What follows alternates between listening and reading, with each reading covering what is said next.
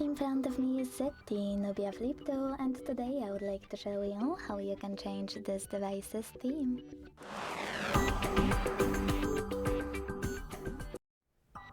Begin by pinching your device's display and clicking on this icon at the bottom right corner to select Theme and Personalization section. Now you can click on Themes at the top and tap on Android or Nubia one. Pick a perfect one for you and hit apply to set it up.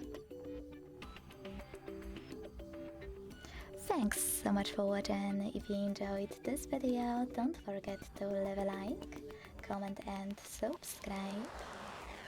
Bye!